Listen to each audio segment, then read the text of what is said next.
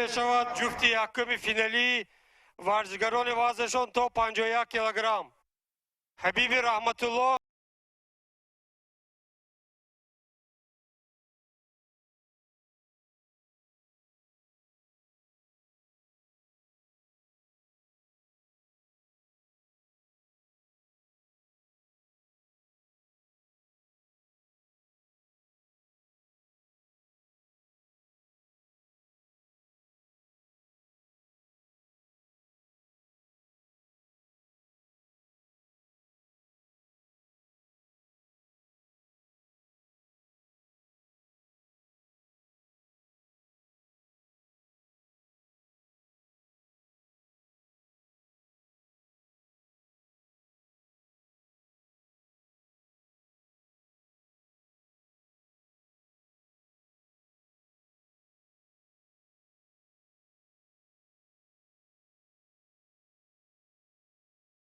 салому вақт бахайр ҳаводорону алоқамандони варзишҳои расмӣ ба вижа ин риштаи олимпӣ бокс. гузориши мустақими мо аз ҷараёни рақобатҳои рӯзи сеюми мусобиқоти байналмилалии ҷоми президенти ҷумҳурии тоҷикистон оид ба бокс аз шаҳри хуҷанди вилояти суғд дар тоҷикистон. манзури шумо мегардад ҷое ки қарор аст имрӯз ду финалро бо ҳам бубинем. дар дастаи вазни 51 кило ва ҳамчунин дар дастаи вазни 63.5 килограмм рақобатҳои финалӣ манзур карда мешаванд ва ҳамчунин марҳилаи ниманиҳоии рақобатҳоро низ бо ҳам хоҳем дид. ҳабиби Раҳматулло аз шаҳру навоҳии тобеи ҷумҳурӣ аз кунҷи сурх муаррифӣ шуд дар баробари ҳарифаш Меҳроҷ Ҳомидов аз дастаи Душанбе.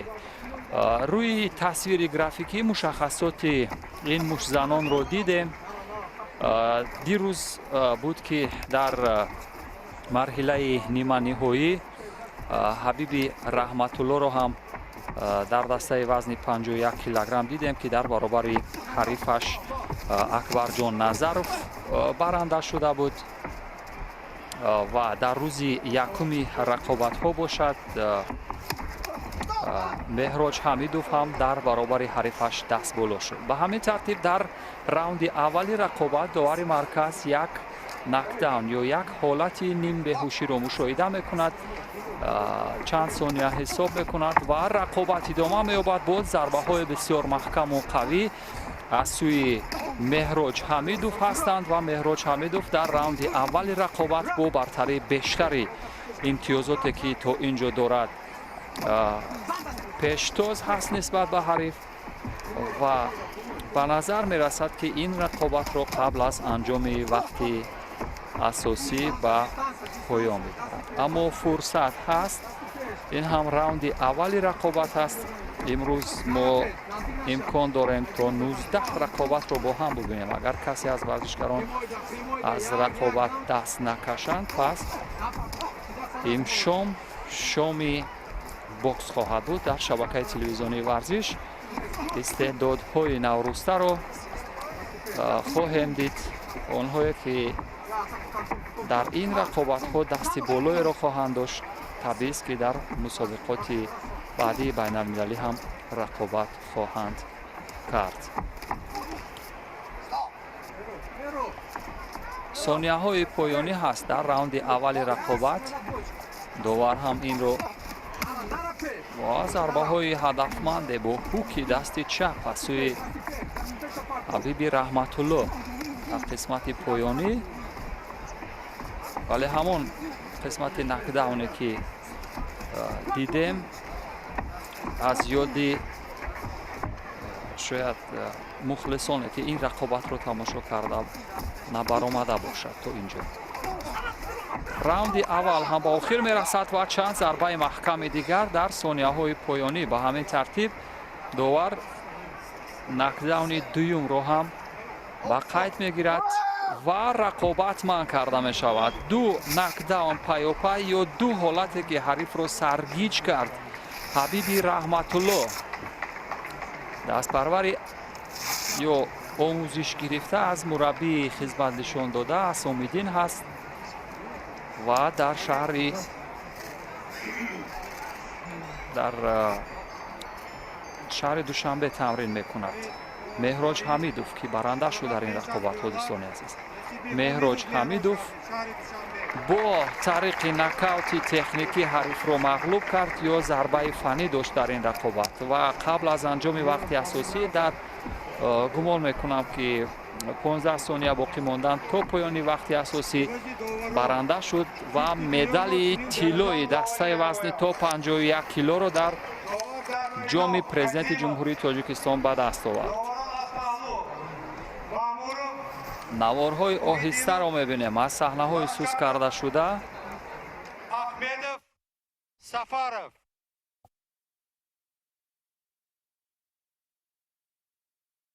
این هم همان لحظه اول بود که نکداون اول با قید گرفته شد و در ثانیه های پایانی با این ضربه های راست محکم برنده مدال طلا شد. به همین ترتیب دوستان عزیز به فینال وزن 63.5 کیلو می رویم، جایی که این چهره آشنا بهادر عثمانوف ورزشگر 25 ساله تاجیک برای به دست آوردن نشان طلا یا مدال طلای جام پرزیدنت جمهوری تاجیکستان مبارزه خواهد.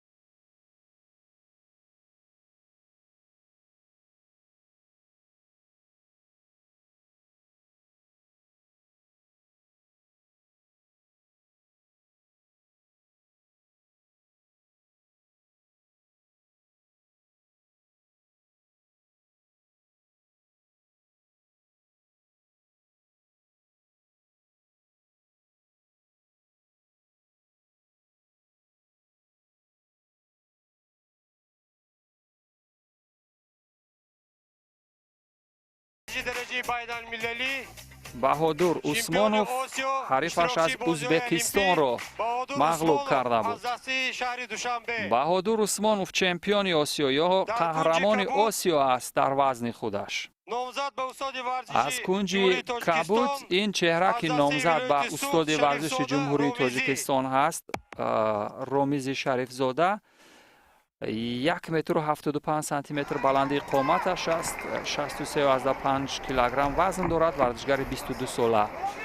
چمپیون آسیا باشد. بهادر عثمانوف ورزشگر 25 ساله، 1 متر و 74 سانتی متر بلندی قامتش است و 63.5 کیلوگرم وزن دارد. این هم شروع رقابت هست. ببینیم آیا در تاجیکستان هم حریفان دارد که حداقل در برابر بهادر بیستند، در برابر او برابر قوازمایی کنند. به نظر می رسد که هر یک ورزشگر هم واقعا هماوردی دارد، یعنی ورزشگران قریب شکست ناپذیر نمی شوند و رقابت بسیار نزدیک با سرعت رو منظور میکنند. یک ضربه هوک دست چپ بهادر هم به هدف رسید.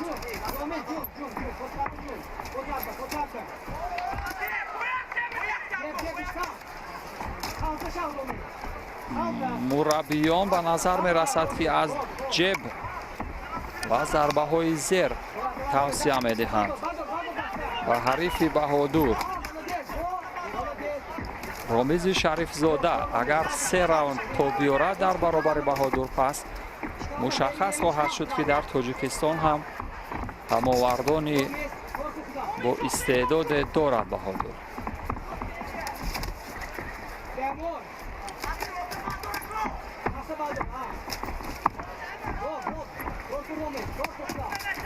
ولی ضربه های بیشتری از سوی بهادر 1 و 2 و سلسله ضربه های هدفمند، ولی رامیز هم به سمت حمله می رود. ببینید چگونه حریف رو در تناب رینگ می چسباند و از تاکتیکای دفاعی بسیار با مورد هم بهادر کار میگیرد. به همین ترتیب بهادر اکنون در خط حمله هست و در حال دفاعی خواهد بود رامیز.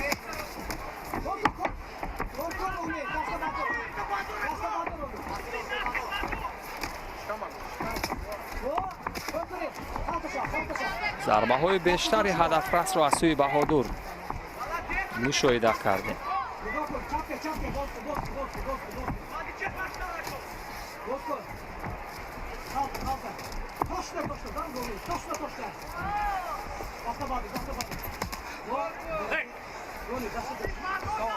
این هم فینال است دوستان عزیز. امروز همانطور که در آغاز گفتم در دو وزن رقابت ها مرحله نهایی هست، یعنی فینال رو تماشا میکنیم. این هم فینال دوم. بهادر در حال رسیدن به نشان طلا هست. این هم ضربه که بسیار به هدف بود در ثانیه های پایانی راوند اول رقابت.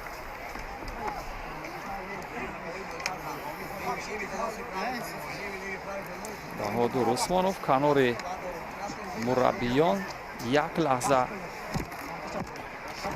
تنفس یا نفس روز خواهند کرد. اکنون نوارهای آهسته را میبینیم از زاویه های گوناگون.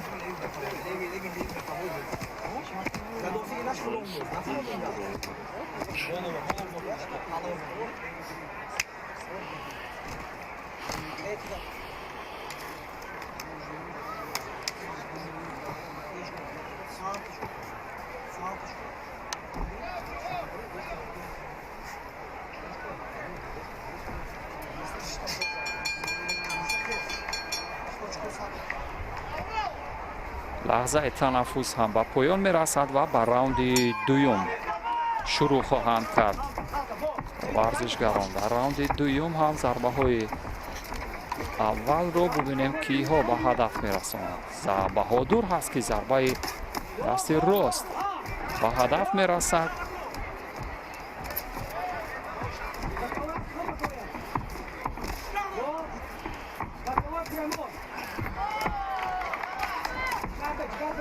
و با آن نام و نفوذی که بهادر عثمانوف دارد در رقابت‌های بین المللی و چند ضربه را تحمل میکند، چند ضربه را هم قبول میکند و با حمله میگذارد، با وجه میآید، ولی حریفش هم حریف ماهر به نظر میرسد. بسیار خوب هنرنمایی میکند.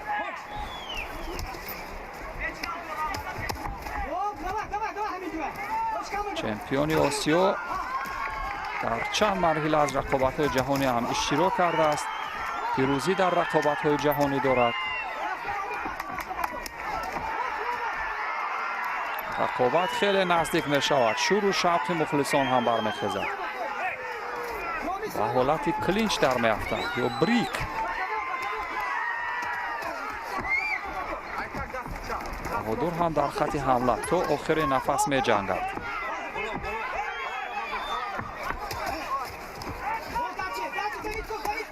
تیکای دیگر رو بر راه میگیرد بهادر. ببینید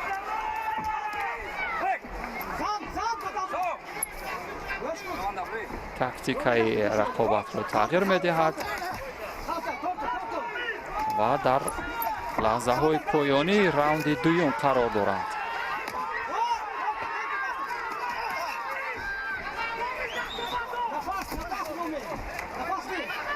بهادر هم احساس میکند که یک رقابت بسیار مشکل گذر را پشت سر میکند، ولی ضربه های آخرش که همین لحظه دیدیم بسیار به هدف نزدیک بوده و هر دو نیز ببینید ضربه هایشان به هدف میرسند.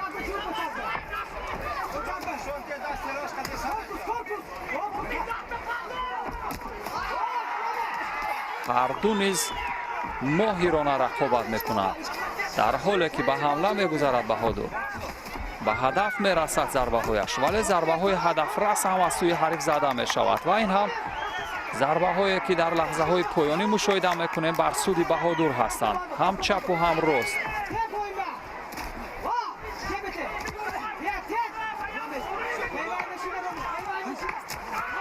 сонияҳои поёнӣ вақти асосӣ дар раунди дуюм. як рақобати бисёр ҷолиб вақт ба анҷом мерасад. 3 дақиқаи дигар дар ихтиёр доранд ё 3 дақиқа вақти маъмулӣ дар раунди сеюм ҳаст. воқеан дастпарварони бокси вилояти суғд ҳам аз худ дарак доранд. ин наворҳои сӯз кардашуда аз рақобати пешин аст ва ин ҳам аз рақобати баҳодур.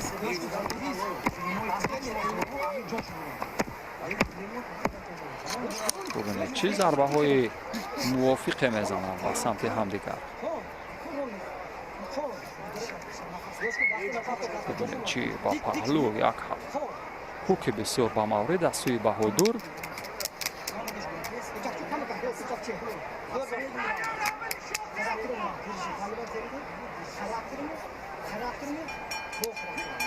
вале рӯи баҳодур ҳам асаре аст ва зарбаҳои ҳариф навишта шуда.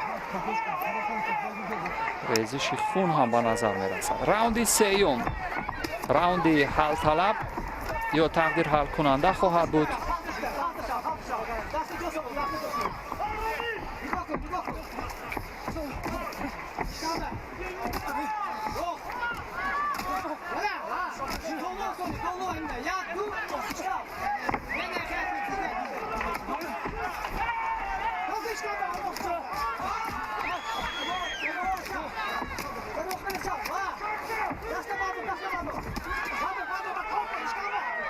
комилан ташаббусро ба даст мегирад баҳодур.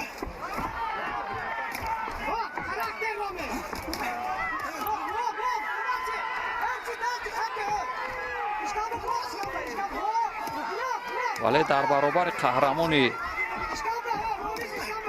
осиё ва ҳамчунин чанд карат аз чемпиони тоҷикистон баҳодур усмонов бояд як сару гардан боло бошад ҳариф. бо ин тарриқе ки мубориза мебарад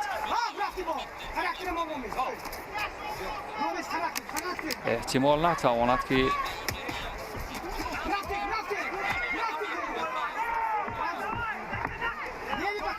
дасти болоеро дар баробари баҳодур дошта бошад.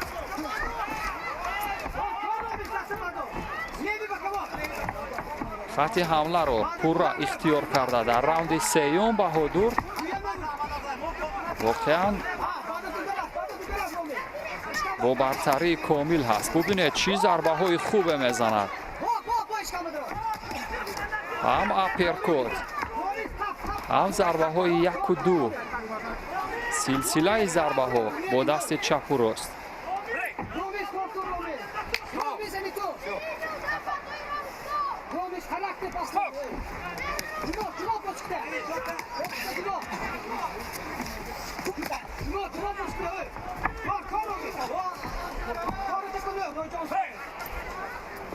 дақиқаи охири рақобат ҳаст. баҳодур роҳи нафаскашии хуб дорад, чун мо борҳо дидаем ки дар рақобатҳои касбӣ то 12 раунд ҳам ҳатто мубориза бурдааст.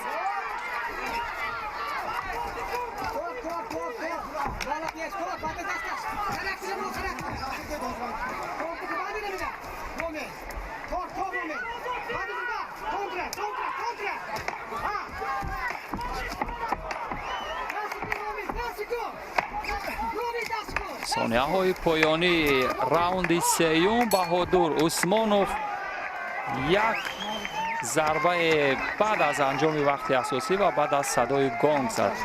ба ҳамин тартиб як ҳарифи бисёр арзанда ва боризе дар баробари баҳодур усмонов истод. вале доварон гумон мекунам қазоват хоҳанд кард бар суди баҳодур усмонов ки моҳиртар буд ва зарбаҳои бештари ӯ ба ҳадаф расид. баҳодур усмонов чемпиони осиё дар соли 2019 дар Бангкок ва барандаи медали биринҷӣ дар чемпионати осиё соли 2021 ва ӯ дар рақобатҳои профессионалӣ ё бокси касбӣ ҳам хеле рақобатҳои зиёд дорад ва ҳанӯз бохтро надидааст дар рақобатҳои профессионалӣ. در این قوم غلبه باید آواز نصیب عثمان بهادر گردید شهر دوشنبه. бале бо як овоз доварон ба баҳодур усмонов овоз доданд ва маҷмӯаи ин майдони варзишие ки мушоҳида мекунем саропо аз мухлисон аст.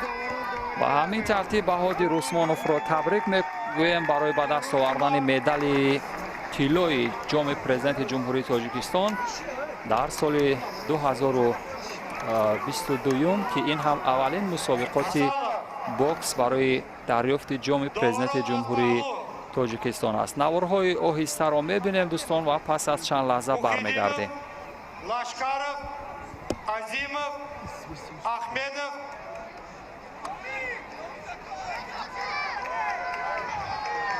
Султонов.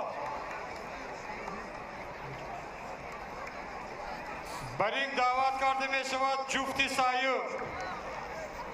Варзишгарони вазнашон аз 92 кило боло. Маънонов Асадбек аз дастаи вилояти Суғ, Қурбонов Ҷаҳон аз дастаи вилояти Суғ.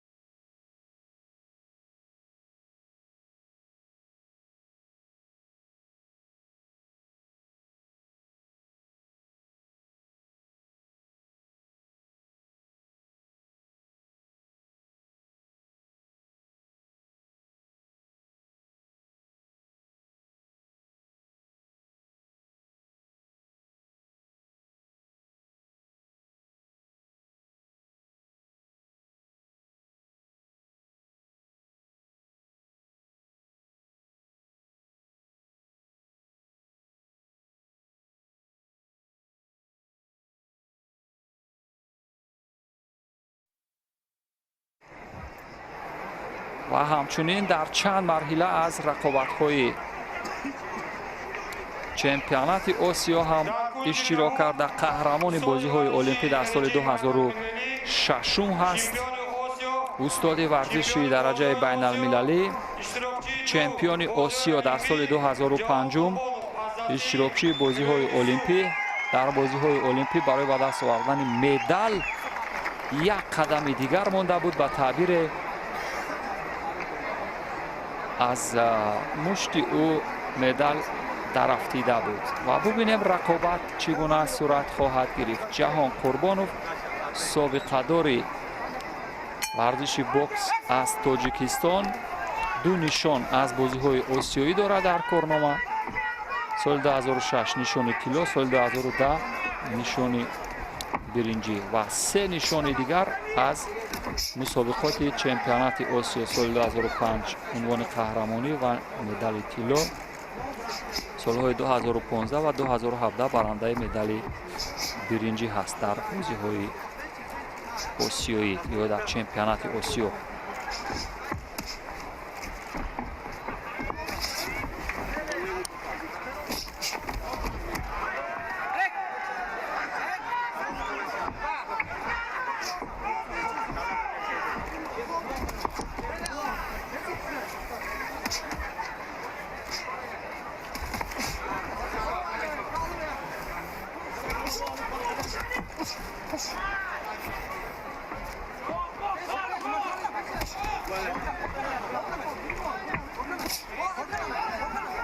рақобати сангинвазнҳо табиист ки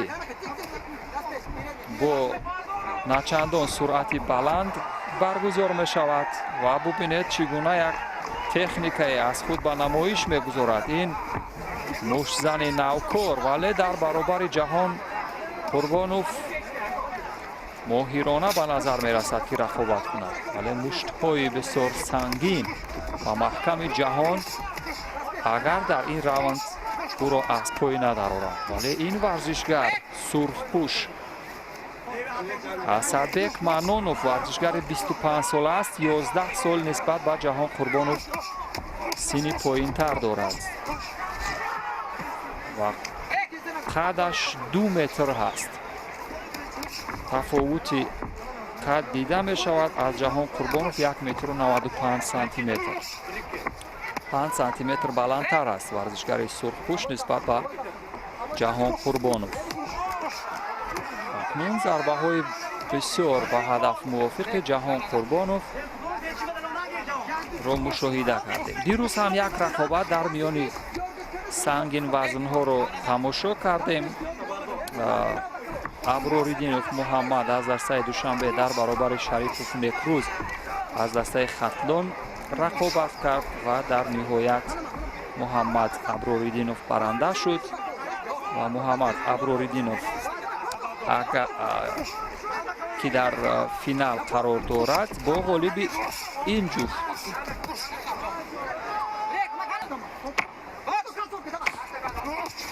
сонияҳои поёни раунди аввал дар миёни сангин вазнҳо. Ҷаҳон Қурбонов бо доштани бештари зарбаҳои ҳадафрас дар раунди аввал бартарӣ дошт.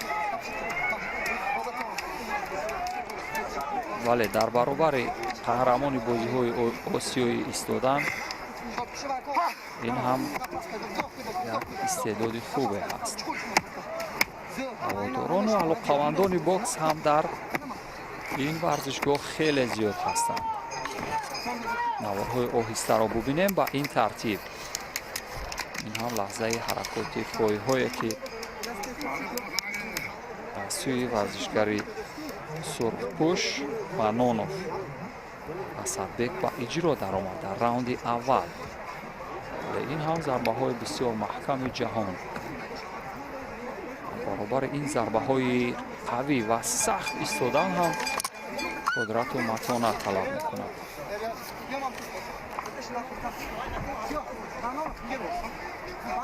чанд зарба ҳам аз сӯи Асадбек Манонов дидем дӯстони азиз ки ба ҳадаф расиданд.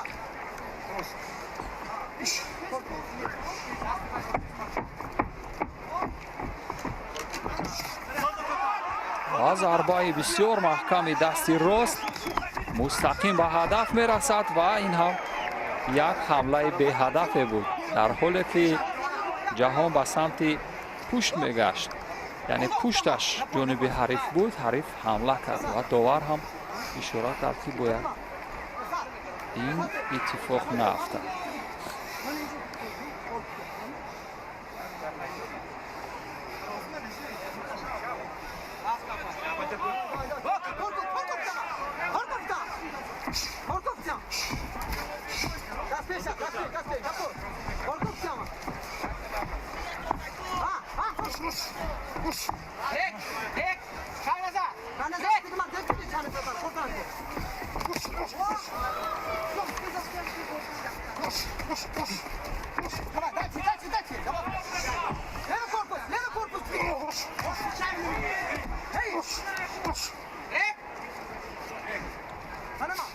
ду паҳлавони сангин вазн ҳар ду ҳам аз вилояти суғд ҳастанд.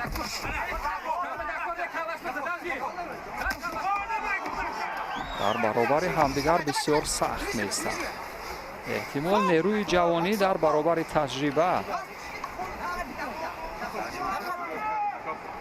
бартарӣ дошта бошад ва ё таҷриба кори худро хоҳад кард.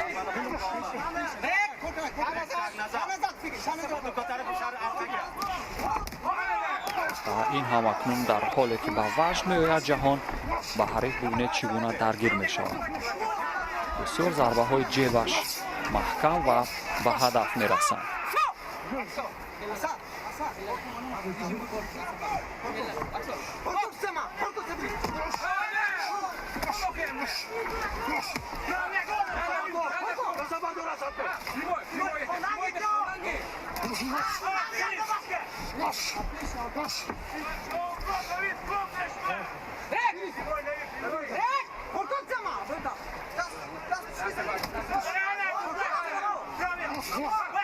بسیار جبههای خوب دارد جهان. در حالی که حریف احساس نمیکند که کدام دست به سمت او ضربه روان میکند. جهان با تجربه که هست با دست چپ جبهه رو ببینید چگونه خوب میزند.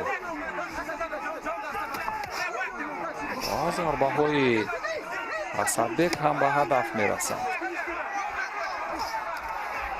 و خستگی هر دو هم بر اعلی احساس می شود. ثانیه های پایانی و همین ترتیب آخرین ضربه هم در راوند دوم از سوی جهان زده میشه. خیلی خسته شده است جهان، چون 39 سالش هم و 36 رسیده شاید در قسمت پایانی حرفه ورزشیش باشد، ولی هنوز اعلان بازنشستگی نکرده است. در رقابت‌های داخل جمهوریوی در چمپیونات تاجیکستان هم اشتراک میکند و با همین ترتیب در مسابقات بین المللی هم اشتراک دارد.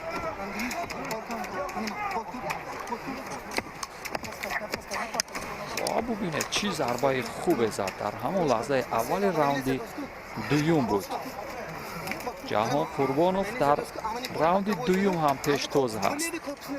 ماهرانه و چابکانه ضربه های مد نظرش رو میزند، ولی در حالی که با کلینچ در میافتد دستی بالای رو حریفش دارد.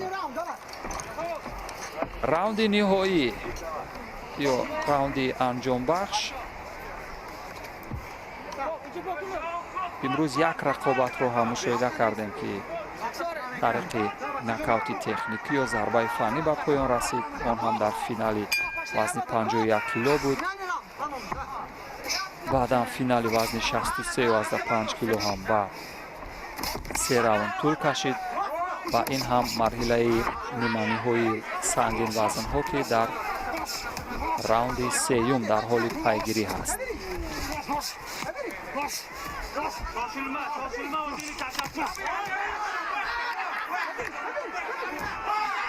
و در اینجا در حالی که با نواربردار برخوردن، نواربردار ماهرانه است. تنابی رینگ هم قپید وگرنه احتمال داشت که از کنار رینگ بیرون بیفتد.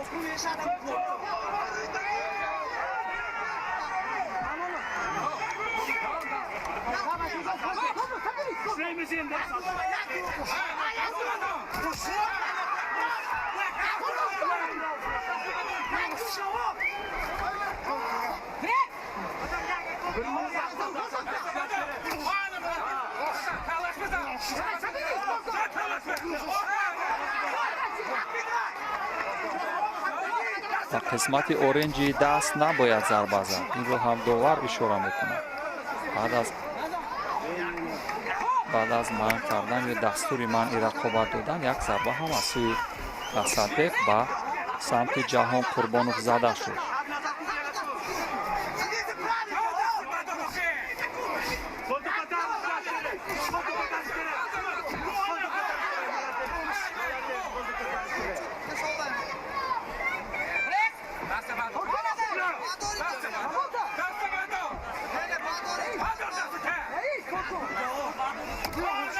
ببینید چی یک تاکتیکی رو با کار میگیرد جهان قربانوف. به هر حال تجربه در برابر نیروی جوانی دستی بالایی رو دارد. ورزشکاری که حدود 11 سال خردتر است نسبت به جهان قربانوف، خستگیش هم و همان حالت ورزشیش هم برابر به نظر میرسد با جهان قربانوف و همچنین به نظر میرسد که فرم ورزشی خود را هنوز جهان قربانوف از دست نداده است. اگرچه خسته می شود، این با دلیل یعنی 39 سال کلانتر باشد، ولی تا لحظه پایانی یا تا آخرین نفس مبارزه میبرد. قهرمان بازی های آسیایی و همچنین قهرمان آسیا جهان قربانوف با لباس های کبود در برابر یک ورزشگر نوکر هنرنمایی میکند. آخرین فرصت های وقتی رقابت ба ҳамин тартиб бо ин клинче ки ҷаҳон дошт бубинед чӣ гуна то лаҳзаи поёнӣ ҳарифро рӯи ба ҳамон таноби ринг часб кунид ва ба ҳамин тартиб раунди сеюм ҳам ба анҷом расид. ҷаҳон Қурбонов танори бародараш ки ӯ ҳам боксчӣ ҳаст ва як вазн поинтар рақобат мекунад, вале дар ин ҷо номнавис нашуда буд.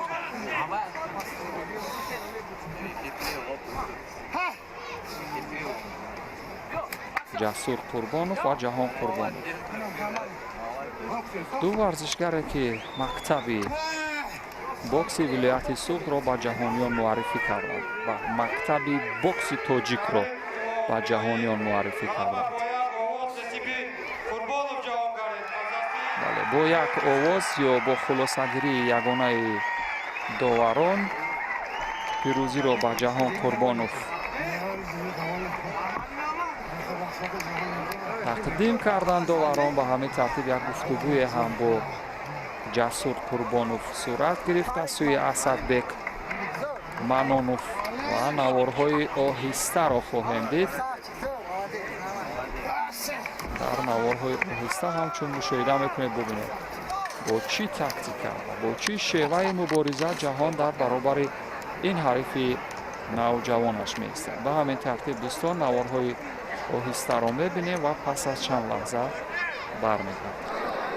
дӯстони азиз, ҳаводорону алоқамандони риштаи бокси олимпӣ, гузориши мустақими мо идома меёбад аз ҷараёни рақобатҳои рӯзи сеюми мусобиқоти бокс барои дарёфти ҷоми президенти ҷумҳурии Тоҷикистон ки дар шаҳри Хуҷанди вилояти Суғд дар ҳоли ҷараён ҳаст. дар дастаи вазни сангин вазнҳо қарор аст ки як рақобати дигарро тамошо кунем. рӯи тасвир варзишгари Ӯзбекистон Беҳзод Ҳамдамов чанд лаҳза намудор буд ки ӯ дар баробари Муҳаммад Аброриддинов рақобат хоҳад кард.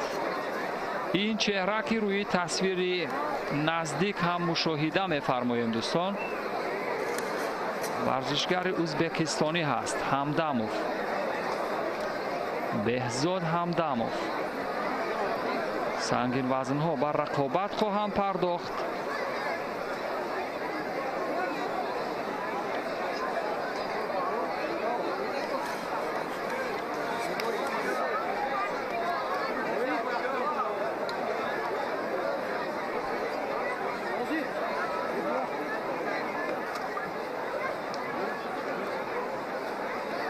ва қариб аксар аз боксчиёни ӯзбекистоне ки дар ин ҷо ҳузур доранд дӯстони азиз, то имрӯзи рақобатҳо варзишгарони гӯем номдор, варзишгароне ки дар рақобатҳои байналмилалӣ иштирок карда бошанд мушоҳида накардем. ба ҳар ҳол агарчи варзишгарони навкор ҳастанд, вале истеъдоди хубе доранд варзишгарони ӯзбекистон, чунки бокс ҳам дар ӯзбекистон хеле тавсия ёфтааст. ва ин ҳам варзишгари 18-солаи ӯзбекистонӣ ки рӯи тасвир мушоҳида мекунем, дар тасвири графикӣ 1 метру 80 сантиметр баландии қоматаш аст ва 100 килограмм вазн дорад. яъне дар гурӯҳи варзишгарони вазни ба сангин вазн рақобат мекунад. Комил Лашкаров, довари дараҷаи ҷумҳуриявӣ, ин рақобатро доварӣ хоҳад кард ва ин ҳам варзишгаре ки дирӯз бозанда буд дӯстони азиз, имрӯз барои ба даст овардани медали биринҷӣ хоҳад ҷангид. яъне Аброриддинов Муҳаммад, ёдовар мешавам, Муҳаммад Аброриддинов дирӯз дар баробари Некрус Шарипов дастболо шуд. маъзарат мехоҳам. Муҳаммад Аброриддинов, ин чеҳра ки мебинем 22 сол син дорад, 2 метру 5 сантиметр баландии қоматаш аст ва 120 килограмм вазн дорад. яке аз варзишгароне ки гӯем миёни сангин вазнҳо умеди медали рақобатҳои байналмилалӣ барои Тоҷикистон аст این هم رقابت نیمه‌نهایی است دوستان عزیز. غالب به فینال خواهد برآمد. چون یک رقابت نیمه‌نهایی رو تماشا کردیم. جهان قربانوف در برابر حریفش اسدبек манонов از ولایت سوق دست بالا شد و غالب این جفت با جهان قربانوف در فینال رقابت میکند. ببینید قامت بلند 2 متر و 5 سانتی متری محمد ابراریدینوف رو از دسته دوشنبه یک است. در همان لحظه اول برتری کامل رو مشاهده کردیم و ببینید ورزشگر ازبکستان از رقابت دست میکشد.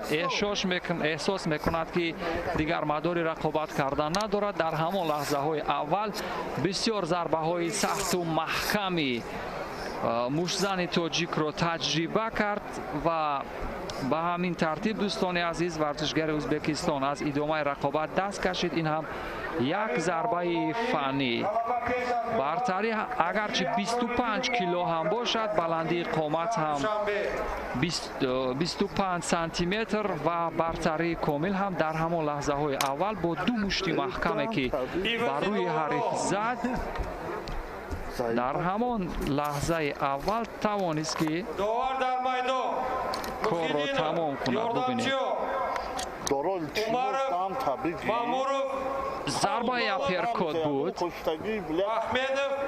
ضربه اپرکات بود که بسیار ماهرانه به همین ترتیب حال ورزشگر ازبکستانی را تباه کرد و ورزشگر ما به فینال رفت. محمد ابراریدینوف این ورزشگر نوروسته به فینال رفت. دوستان عزیز مبارک باشد.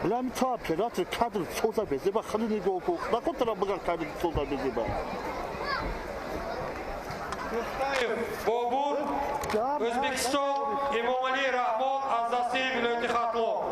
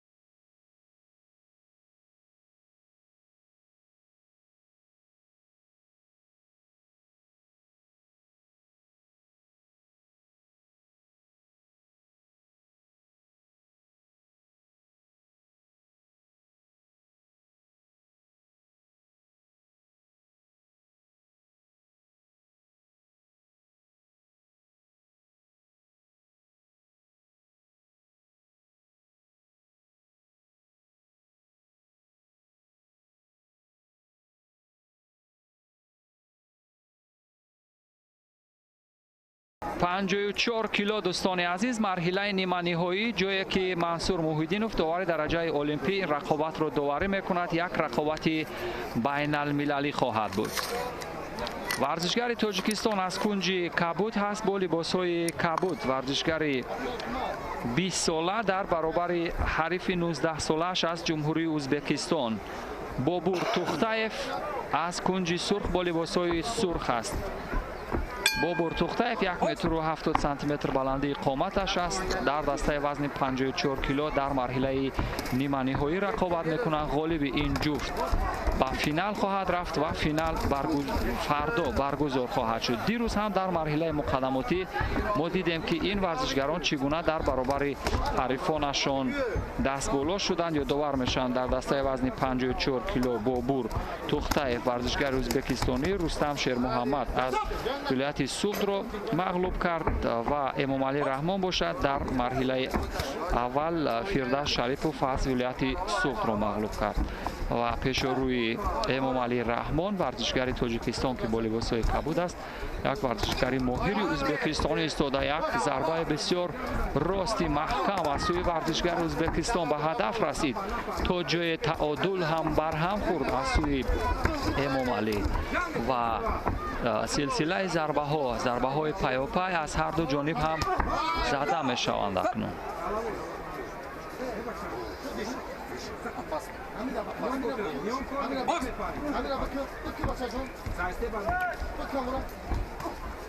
باور هم برای آنکه برخورد با سر نشود و هر دو ورزشگر یک لحظه صحبت باشد.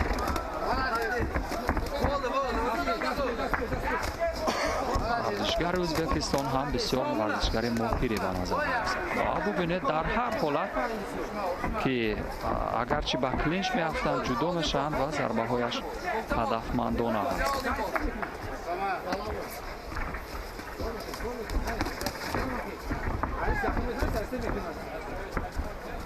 ریایه مسافه از رکن‌های مهم است برای ورزشگران. ورزشگر ما که قامت بلندتر دارد از مسافه میانه و دور حمایت خواهد کرد و ورزشگر ازبکستان که قامتش نسبتاً پست‌تر هست او باید مسافه را نزدیک کند یا نزدیک یا میانه برای بابور.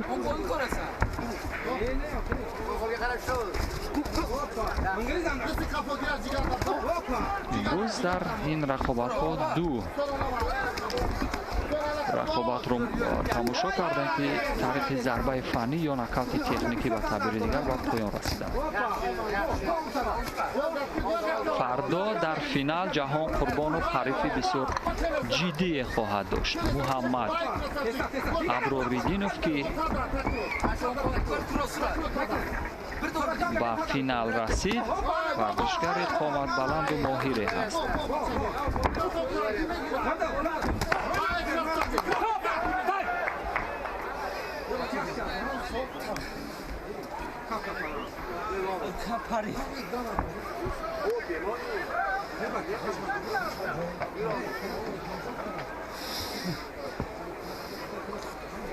کپای ورزشگر ما از دهانش درآمد و همین ترتیب یک لحظه توقف و این خاطر بود. بار دیگر هم ضربه های راستی بابور هدف رساند در لحظه های پایانی وقتی اساسی در راوند اول و 6 دقیقه فرصت دیگر در دو راوند بعدی هست. راوند اول بر سود بابور هست. بابور توخته ورزشگر ازبکستان در راوند اول برتر ظاهر شد. اکنون نوارهای آهسته را ببینیم از صحنه های تکرار.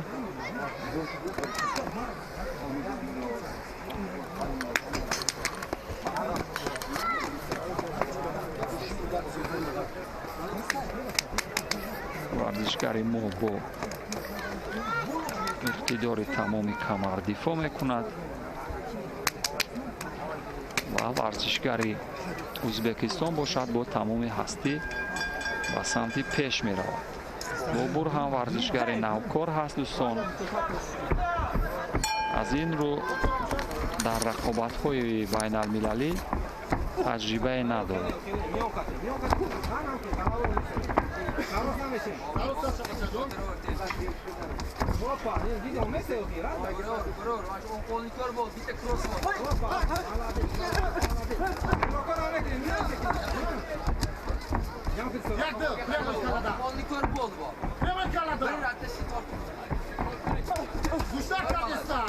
نون خط حمله رو در پیش میگیرد. ورزشگر ما بیشتر حمله ور می شود در راوند دوم، اما بابور هم در هر یک حمله حریف جواب میگرداند. زیدی حمله دارد. از این رو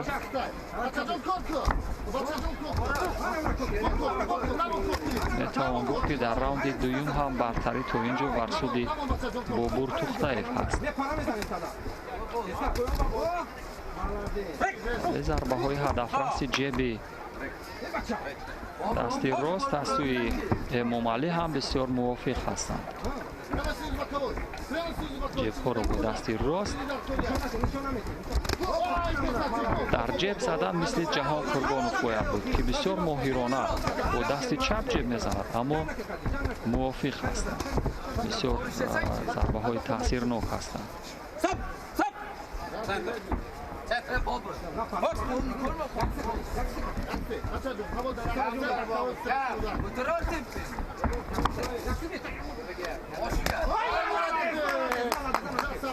اینجا یک ضربه محکم از سوی ورزشگر ما بود که مورد تشویق مربیان قرار گرفت.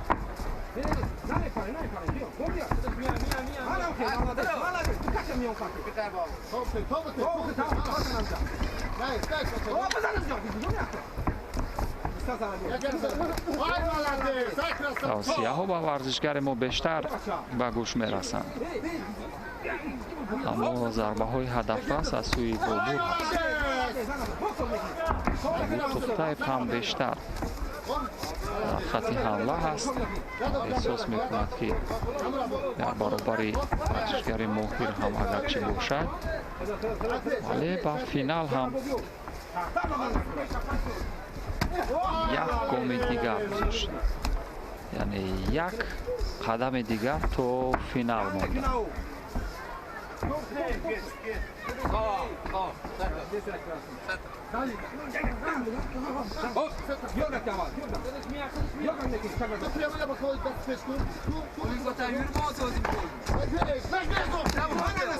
ثانیه های پایانی راوند دوم با حمله بابور توختایف.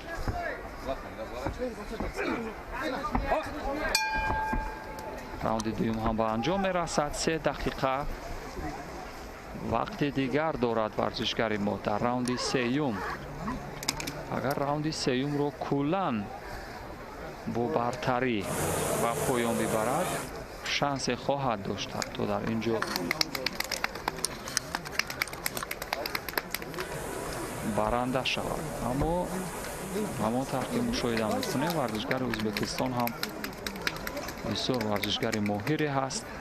با هر یک حمله ورزشگر ما ماهرانه جواب میگرداند.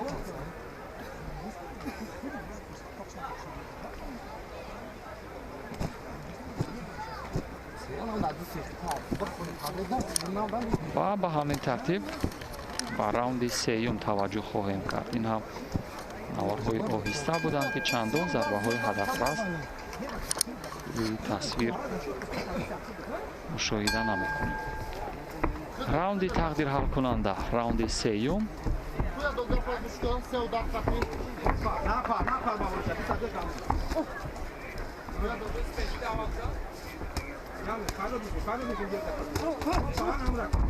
در خط حمله ورزشگر ما هست.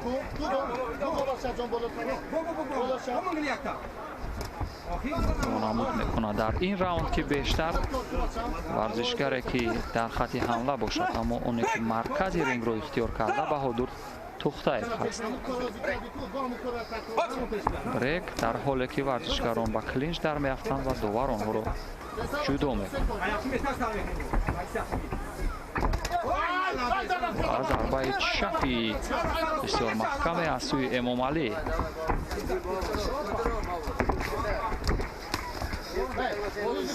کلینچ در میافتند و دوباره همینجا بریک و ضربه های برهم و درهم باعث به آن میگردد که از پای بیافتند هر دو ورزشگر. رقابت ادامه می‌یابد. چند مشت هم از سوی بابور به هدف میرسد.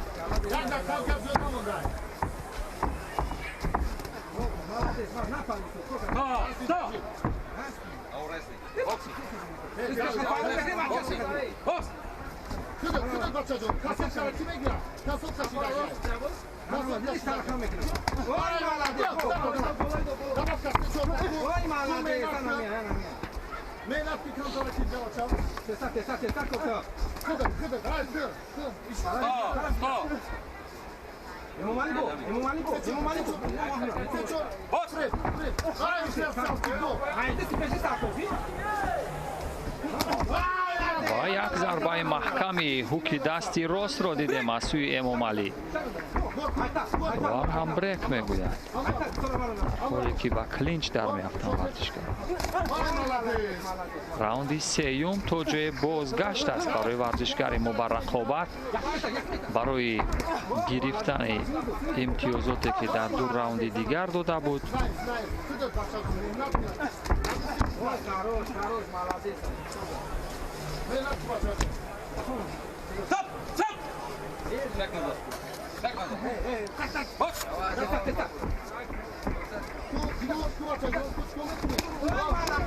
این هم ضربه بسیار محکمی بابور توختاев در لحظه های پایانی راوند سیوم.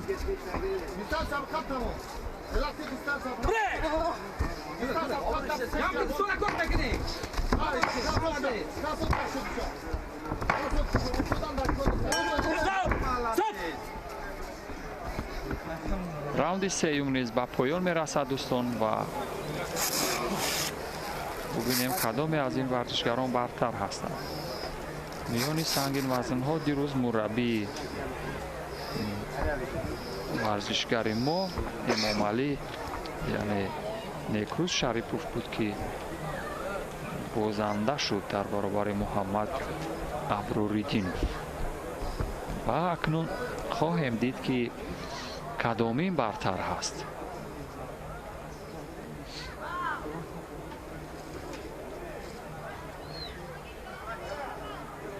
خلاصگیری داوران مشکل خواهد بود ولی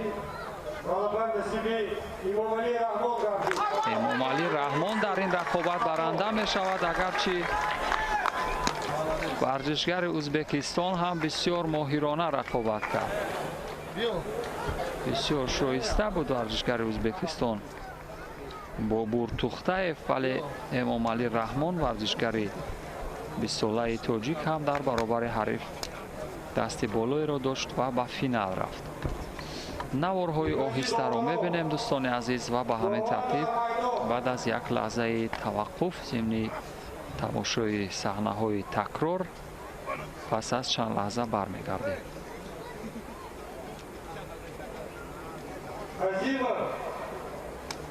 دوران از پهلو